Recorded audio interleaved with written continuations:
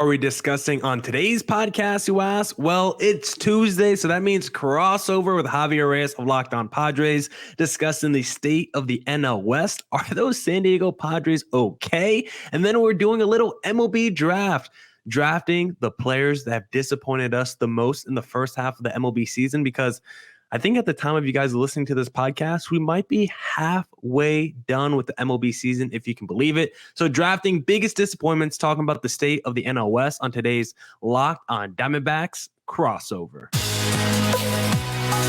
You are Locked On Diamondbacks, your daily Arizona Diamondbacks podcast, part of the Locked On Podcast Network, your team every day.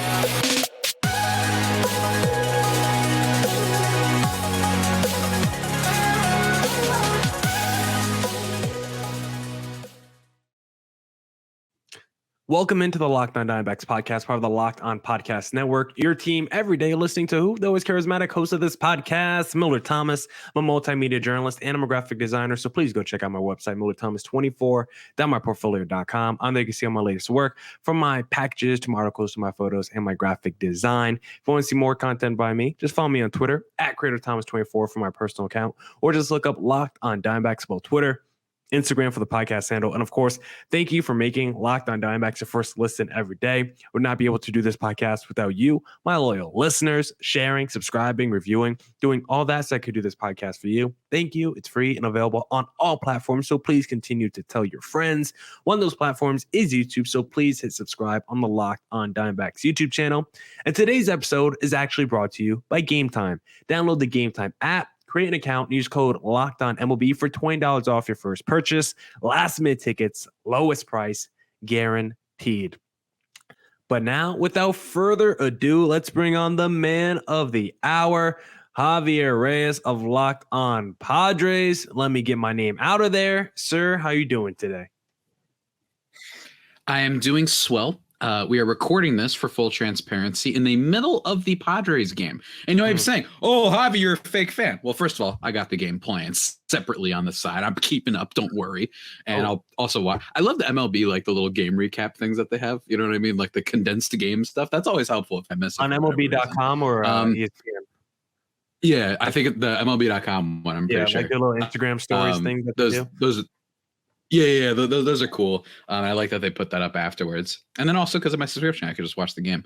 But Yu Darvish scratched late from his start. I knew it right then and there. And Miller, do you know what the score is right now as we are speaking? I mean, I could pull it up, but why don't you tell me, Javi? It is 8-4 Pirates. And what's funny is the Pirates actually scored for once at the beginning of this one. Ha-Seong Kim getting a big hit, Gary Sanchez getting a hit, and then it's like, oh well, here's the problem: your starter wasn't playing tonight, so now the Pirates are lambasting you. So look, it is a season of disappointment and sorrow, Miller. What can I say? Yeah, because when we do these crossovers, I like to always start with a little NL West division talk. And I don't know how much stock you put into Dan Clark tweets, but I saw that he tweeted out saying that locker room, that team chemistry in San Diego, it's at the point of combustion. We got the deadline around the corner. Are you afraid this just might be like a little one-season trial with this Padres core, or do you think it might last past the deadline? I like that you were like, how about whatever stock you put into Dan Clark tweets? Like you're just prefacing it with that. Popular guy. Yeah, I don't put too much into that lad's tweets, although I must say that his whole you have to pay me to come on your podcast, easily one of the funniest like overall things. I know he wasn't doing it ironically, but nonetheless, it was still one of the funniest things I'd seen for baseball personalities, whatever that was, like last year. I think that it does track though. You know what I mean? Like there is a reason for that. And granted, that's how misinformation or things that might be just rumors and not necessarily totally true can spread, because there's like an ounce of like believability with them and whatnot. But I mean, I can see, Xander Bogaerts made a comment after they lost the series against the Washington Nationals, where he was like, I mean, come on, it's the Nationals. That was part of his quote. But like, that's still a pretty inflammatory remark and crazy thing to say. And look, this is a team that just 2 years ago had locker room stuff, you know, with Fernando Tatis Jr. very publicly and Manny Machado like going at it on the sideline or in the dugout, I should say. And that was like only what they say was like one of many instances. So that wouldn't shock me. And the other thing is this, though.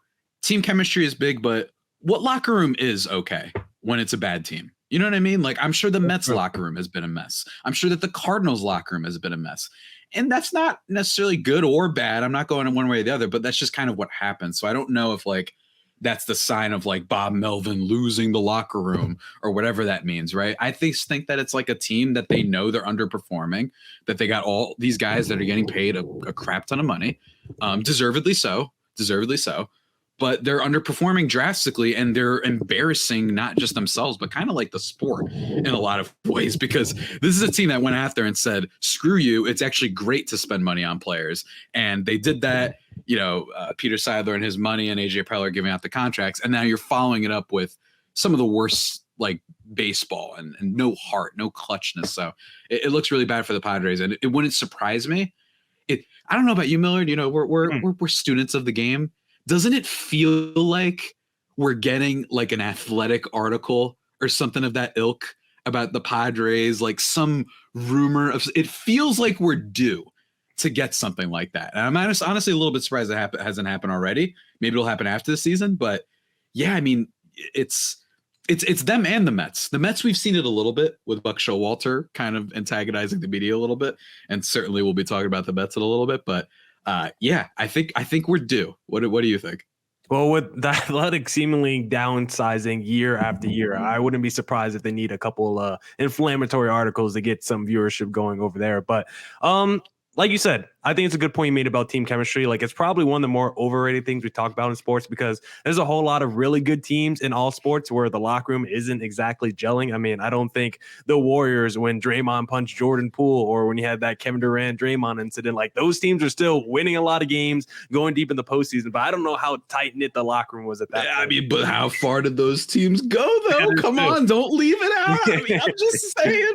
And then there's also like, listen, there's also a lot of teams where the locker room, I'm sure, is great, but there ain't winning Jack Diddley on the field, So the locker room is probably the most overrated point that we talk about a lot.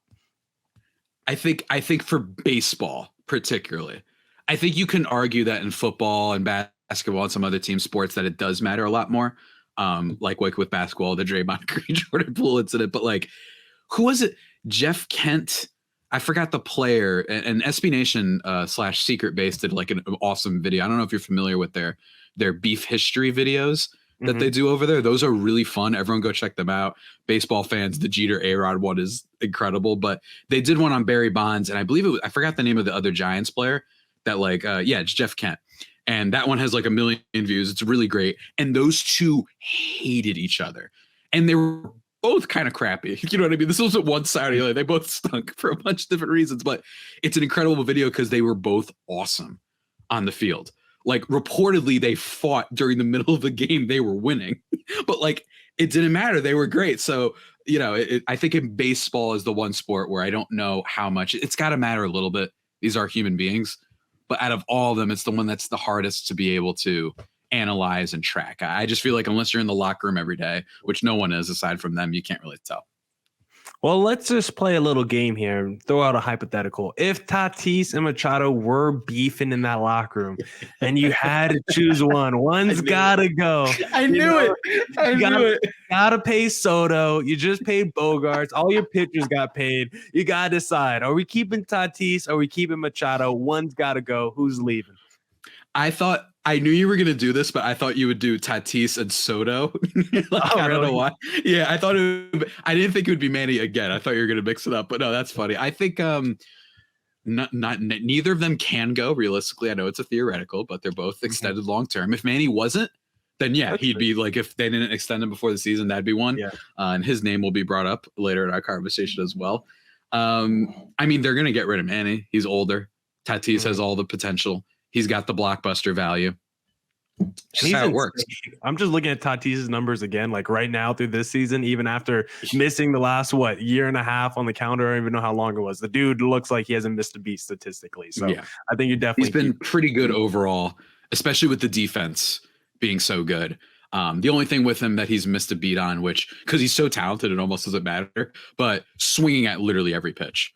like every single pitch he swings at. So he's got to take a few more pitches, but he's so talented that he's making contact anyway and hitting and slugging the ball. So he kind of makes up for it. But it's just a tiny little just play devil's advocate about Tatis. If he's going to win the MVP potentially, then that's what might hold him back.